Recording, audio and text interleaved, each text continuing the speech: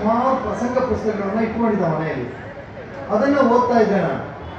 ಆಗ ಮುಂದೆ ನಾನು ಕನ್ನಡ ಸ್ನಾತಕೋತ್ತರ ಪದವಿಯನ್ನು ಮಾಡುವಾಗ ಕನ್ನಡ ಸಾಹಿತ್ಯದಲ್ಲಿ ಬೇರೆ ಎಲ್ಲ ಕೃತಿಗಳ ಬಗ್ಗೆ ವಿಮರ್ಶೆ ವಿಶ್ಲೇಷಣೆ ಇದೆ, ಆದರೆ ಪ್ರಸಂಗ ಸಾಹಿತ್ಯದ ಬಗ್ಗೆ ಯಾವುದೇ ರೀತಿಯ ಒಂದು ಉಲ್ಲೇಖಗಳು ಕೂಡ ಇಲ್ಲಲ್ಲ ಅನ್ನುವಂಥ ಒಂದು ಅನುಮಾನ ನನಗೆ ಕಾಡ್ತಾ ಇತ್ತು.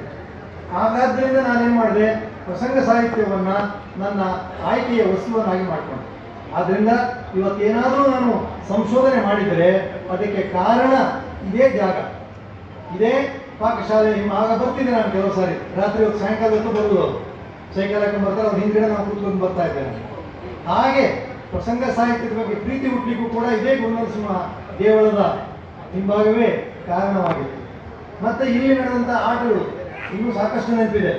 71, 72 ಸಮಯದಲ್ಲಿ ಸಾಲಿಗ್ರಾಮಗಳನ್ನು ಬಾಗಪಳ್ಳಿ ನಮ್ಮ ತಂದೆಯವರು ಪ್ರಾರಂಭ ಮಾಡಿದಾಗ ಶ್ರೀಧರ ತಂದೆಯವರು ಇಲ್ಲಿ ಆ ಉತ್ತರ ಕನ್ನಡದ ದಿಗ್ಗಜರಾಗಿರ್ತಕ್ಕಂಥ ಕೆರೆಮನೆ ಮಹಾಬಲ ಹೆಗಡೆಯವರು, ಗಜಾನನ ಹೆಗಡೆಯವರು, ಶಂಭು ಹೆಗಡೆಯವರು ಅವರೆಲ್ಲ ಮಾಡಿರ್ತಕ್ಕಂಥ ಚಂದ್ರಹಾಸ ಅದನ್ನು ನೋಡಿ ದಿಗ್ಭ್ರಮೆಗೊಂಡು ಯಕ್ಷಗಾನ ಇಷ್ಟು ಚಂದ ಅಂತ ಹೇಳಿ ಸದಾನಂದ ಹೆಬ್ಬಾರರು ಇಲ್ಲಿ ಮಾತಾಡಿದ್ರು. ಆ ಮಾತು ಇವತ್ತಿಗೂ ನನ್ನ ನೆನಪಿನಲ್ಲಿದೆ. ಯಕ್ಷಗಾನಕ್ಕೆ 4 ಮುಖ: ಬ್ರಹ್ಮ, ಸಾಹಿತ್ಯ, ಸಂಗೀತ, ಕುಣಿತ, ಬಣ್ಣಗಾರಿಕೆ, ಇವು ಚತುರ್ಬ್ರಹ್ಮನ ಮುಖ, ಇವು ಚತುರ್ಮುಖ ಇರುವಂತೆ ಬ್ರಹ್ಮನ ಮುಖ ಇವು ಅಂತ ಹೇಳಿ ಹೇಳಿದ ಮಾತು ಇನ್ನೂ ಕೂಡ ಸದಾನಂದ ಹೆಬ್ಬಾರರು.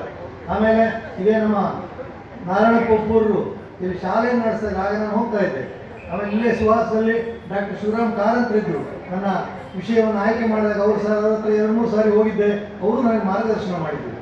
ಹೀಗೆ ಈ ಪರಿಸರವೇ ಯಕ್ಷಗಾನದ ನನ್ನ ನಂಟಿಗೆ ಕಾರಣವಾಯಿತು ಅನ್ನೋದನ್ನು ಈ ಸಂದರ್ಭದಲ್ಲಿ ನೆನೆಸ್ಕೊಳ್ತಾ, ಈ ಎಲ್ಲ ಸಾಧನೆ ಹಿಂದೆ ಈ ಮಣ್ಣು ಇದೆ ಅನ್ನೋದನ್ನು ನಿಮ್ಮ ಗಮನಕ್ಕೆ ತರುತ್ತಾ, ಇವತ್ತು ನನಗೇನಾದರೂ ಒಂದು ಸನ್ಮಾನ ಅಥವಾ ಗೌರವ ಸಿಕ್ಕಿರೋದಕ್ಕೆಲ್ಲ ಈ ಎಲ್ಲ ಹಿನ್ನೆಲೆ ಇದೆ ಅನ್ನೋದನ್ನು ನಿಮ್ಮ ಮುಂದೆ ಬಿಚ್ಚಿಡಲಿಕ್ಕೆ ನಾನು ಪ್ರಯತ್ನಿಸ್ತಾ ಇದ್ದೇನೆ.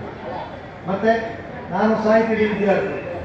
ಹಬ್ಬ ಹರಿದಿನಗಳು, ಯಾಕೆಂದರೆ ವಿಶ್ವಕ್ಕೆ ನಮ್ಮ ಭಾರತೀಯ ಕೊಡುಗೆ ಏನು ಕೇಳಿದರೆ 2. ಒಂದು 0 ಶೂನ್ಯವನ್ನು ಕಂಡುಹಿಡಿದವರು ನಾವು, ಇನ್ನೊಂದು ಕೌಟುಂಬಿಕ ವ್ಯವಸ್ಥೆ. ಕುಟುಂಬ ಅಂತಕ್ಕಂಥ ಒಂದು ಕಲ್ಪನೆ ಅತ್ಯಂತ ಸದೃಢವಾಗಿರ್ತಕ್ಕಂಥದ್ದು ಭಾರತದಲ್ಲಿ ನೆಲದಲ್ಲಿ ಮಾತ್ರ. ಅಂಥ ಕೌಟುಂಬಿಕ ಒಂದು ಪರಿಸರವನ್ನು, ಕೌಟುಂಬಿಕದ ಮಹತ್ವವನ್ನು ತಿಳಿಸಿಕೊಟ್ಟಂಥದ್ದು ನಾವು. ಕುಟುಂಬ ಯಾಕೆ ಬೇಕು, ದೇವಸ್ಥಾನ ಯಾಕೆ ಬೇಕು, ಪೂಜೆ ಯಾಕೆ ಬೇಕು, ಹಬ್ಬ ಹರಿದಿನಗಳು ಯಾಕೆ ಬೇಕು ಕೇಳಿದರೆ, ಕುಮಾರವ್ಯಾಸ ಹೇಳ್ತಾನೆ. ಡಾಕ್ಟರ್ KS ಕಾರಂತರು ಹೇಳಿದ್ರು, ಕುಮಾರವ್ಯಾಸನ ಗದುಗಿಗೆ ಹೋಗಿ ಬಂದೆ ನಾನು ಅಂತ. ಅವನು ಹೇಳ್ತಾನೆ, ಬಂಧು ಜನ ದರ್ಶನವೇ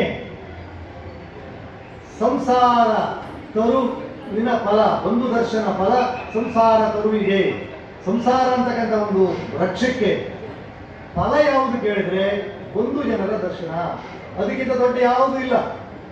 ಅಭಿಮನ್ಯುವಿನಿಗ ಮದುವೆ ಆಗುವಾಗ ಧರ್ಮರಾಜ ಓಳೆ ಬರೀತಾನೆ, ಎಲ್ಲರಿಗೆ ಬನ್ನಿ ಬನ್ನಿ. ಯಾಕೆ ಬರಬೇಕು ಕೇಳಿದ್ರೆ, ಮದುವೆಗಲ್ಲ, ನಿಮ್ಮನ್ನೆಲ್ಲ ನೋಡಿ ಸಂತೋಷ ಪಡೋಣ ಅಂತ. ಇವತ್ತು ಕೂಡ ಅಷ್ಟೇ, ಸಾಲಿಗ್ರಾಮ ಹಬ್ಬ ಇದ್ರೆ ಎಲ್ಲ ಇಡೀ 14 ಗ್ರಾಮದ ಜನರು ಕೂಡ ಅವರ ಬಂಧು ಬಾಂಧವರನ್ನ ನೋಡಿ ಸಂತೋಷ ಪಡ್ತಕ್ಕಂಥದ್ದು, ಅದು ಹಬ್ಬದ ಪರಿಕಲ್ಪನೆ ಹಿಂದಿರ್ತಕ್ಕಂಥ ಒಂದು ಗುಟ್ಟು.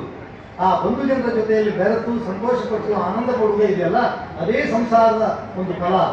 ಸಂಸಾರದಲ್ಲಿ ಬೇರೆ ಆಸ್ತಿ ಗಿಸ್ತಿ ಯಾವುದೂ ಅಲ್ಲ, ಇದು ಈ ಸಂತೋಷ ಪಡ್ತಕ್ಕಂಥದ್ದು. ಇವತ್ತು ಕೂಡ ಸಂತೋಷ ಪಡ್ತಾರೆ, ಜನರನ್ನ ಸೇರಿಸಿ ಮಾಡಿ ಆನಂದ ಪಡ್ತಾರೆ. ಮತ್ತು ಇನ್ನೊಂದು ಡಾಕ್ಟರ್ KS ಕಾರಂತರು ಹೇಳಿದ್ರು, ನಮ್ಮ ಕೂಟ ಮಹಾ ಜಗತ್ತಿನ ಒಂದು ಹುಟ್ಟು ಹೇಗಾಯಿತು ಅಂತಕ್ಕಂಥ ವಿಚಾರವನ್ನು ತಿಳಿಸ್ತಾ ಹೇಳಿದ್ರು. ನಮ್ಗೆ ಇನ್ನೂ ಕೂಡ ನೆನಪಿದೆ. 84-85 ಸಮಯ ನಾನಾಗ ಬೆಂಗಳೂರಿಂದ ಬಂದಿದ್ದೆ, ಯಾವುದೋ ಒಂದು ಕಾರ್ಯಕ್ರಮದಲ್ಲಿ. ಅದೇ ಟೈಮ್ನಲ್ಲಿ ಸುಪ್ರೀಂ ಕೋರ್ಟ್ನಿಂದ ವೆಂಕಟಾಚಲಯ್ಯನವರ ಒಂದು ಇದರಿಂದ ಶಿಫಾರಸಿಂದಾಗಿ ಬಂತು ನಮಗೆ ಈ ಆಡಳಿತ ಮಂಡಳಿ, ಇದು ಸರ್ಕಾರದಲ್ಲ, ಇಲ್ಲಿಯ ಜನರದ್ದು ಅಂತ ಹೇಳ್ತಕ್ಕಂಥದ್ದು. ಆಗ ಡಾಕ್ಟರ್ ಶಿವರಾಮ್ ಕಾರಂತರು ಬಂದಿದ್ರು. ಇದೇ ಬಡಾಬದಿಯ ಅಂಬಾಗಲಲ್ಲಿ ಎಲ್ಲರೂ ಕೂತಿದ್ರು. ಒಬ್ಬೊಬ್ಬರು ಬಂದರು, ಏನು ದೇವಸ್ಥಾನ ಸುತ್ತ ಬರಲಿಲ್ಲ, ದೇವರು ನೋಡಲಿಲ್ಲ, ಕೆಟ್ಟ ಮೇಲತ್ತಿದ್ರು, ಕೂತ್ಕೊಂಡು ಒಂದು 25-30 ನಿಮಿಷ ಮಾತಾಡಿದರು. ನೋಡಿ, ನಾವು ಇಲ್ಲಿಯ ಜನ ಯಾರು ಕೇಳಿದರೆ ಪ್ರಜಾಪ್ರಭುತ್ವದ ರೀತಿಯಲ್ಲಿ ಆಯ್ಕೆ ಮಾಡಿ ದೇವಸ್ಥಾನ ನಡೆಸಬೇಕು, ಇದು ಈ ಜನರಿಗೆ ಸಿಕ್ಕಿರ್ತಕ್ಕಂಥ ವಿಶೇಷ. ನಮ್ಮವರೆಲ್ಲ ಹೋರಾಡಿದ ಅದಕ್ಕೋಸ್ಕರ, ಇದನ್ನು ಹಾಳು ಮಾಡಬಾರ್ದು. ಇವತ್ತಿಗೂ ಕೂಡ ಆ ಪ್ರಜಾಪ್ರಭುತ್ವದ ವಿಧಾನ ಅಂತಕ್ಕಂಥದ್ದು, ಯಾಕಂದರೆ ಅವರು ಮುಡಿಯಕ್ಕಿ ಮನೆಯಕ್ಕೆ ಸಮಾರಾಧನೆ ಮತ್ತು 3 ಗಂಟೆ ಈ ಥರ ಹೇಳಿದ್ರು. ಮನೆಯಕ್ಕೆ ಸಮಾರಾಧನೆ ಕಲ್ಪನೆ ಹಾಗೆ ಎಲ್ಲ ಮನೆಯವರು ಕೊಡ್ತಾರೆ, ಬಡವ ಶ್ರೀಮಂತ ಏನೂ ಇಲ್ಲದೆ ಅಕ್ಕಿ ಕಾಯಿ ಕೊಟ್ಟು ಭಾಗವಹಿಸ್ತಾರೆ. ಹಾಗೆ ನೀವು ಇದನ್ನು ಮುಂದುವರಿಸ್ಕೊಂಡು ಹೋಗ್ಬೇಕು.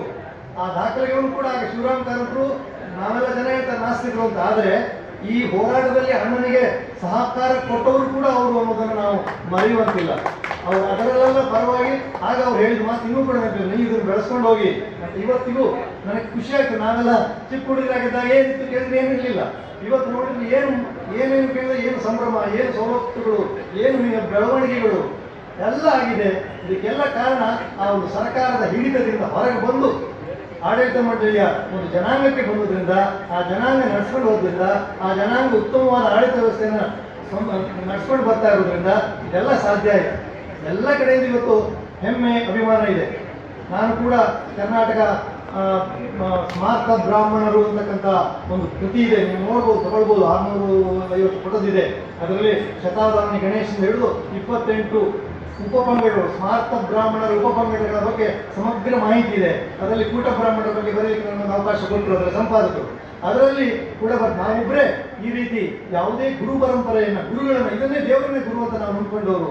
ಇದು ವಿಶಿಷ್ಟವಾದದ್ದು ಈ ಪರಂಪರೆ. ಯಾಕೆಂದ್ರೆ ಅದರಲ್ಲಿ ನಮ್ಮ ಶತಾವಧಾನಿಗಳು ಕೂಡ ಅದನ್ನು ಮಾತಿನಲ್ಲೂ ಕೂಡ ಹೇಳಿದರು. ಒಮ್ಮೆ ಸ್ವಾಮಿಗಳು ಬರ್ತಾ ಇದ್ರಂತೆ, ಬ್ರಾಹ್ಮಣರಿಗೆಲ್ಲ ಸ್ವಾಮಿಗೆ ನಮಸ್ಕಾರ ಮಾಡ್ಬೇಕು, ಯಾಕಂದ್ರೆ ನಾವು ನಮಸ್ಕಾರ ಮನುಷ್ಯನಿಗೆಲ್ಲ ಮಾಡಿದ್ರೆ ದೇವರಿಗೆ ಅಂತಕ್ಕಂಥ ಜನ.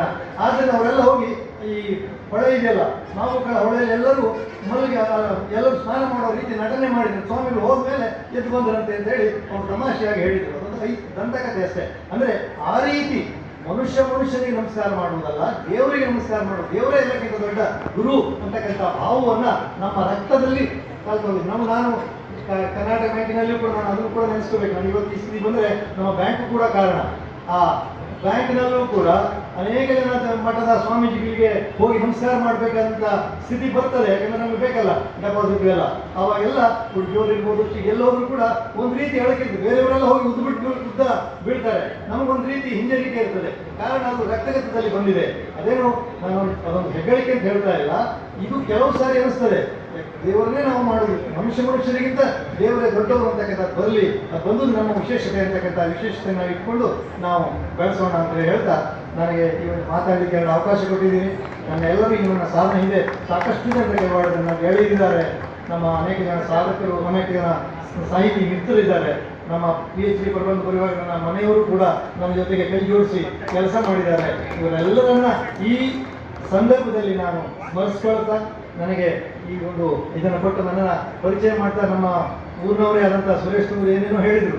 ಆದರೆ ಅದೆಲ್ಲಕ್ಕಿಂತ ಈ ಪ್ರೀತಿ ಇದೆಯಲ್ಲ, ಈ ಒಂದು ಗೌರವಿಸಿದಲ್ಲ, ಇದು ನನಗೆ ದೊಡ್ಡದು ಅಂತ ಹೇಳ್ತಾ ಶ್ರೀ ದೇವರಿಗೆ ಇನ್ನೊಮ್ಮೆ ನಮಸ್ಕರಿಸ್ತಾ ನನ್ನ ಮಾತನ್ನು ಮುಗಿಸ್ತೇನೆ. ನಮಸ್ಕಾರ.